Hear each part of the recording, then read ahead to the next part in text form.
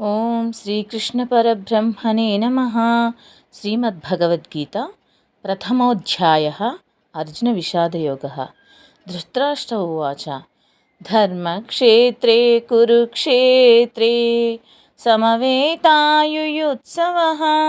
మామకాః పాండవాశ్చైవ కిమకుర్వత Sanjaya.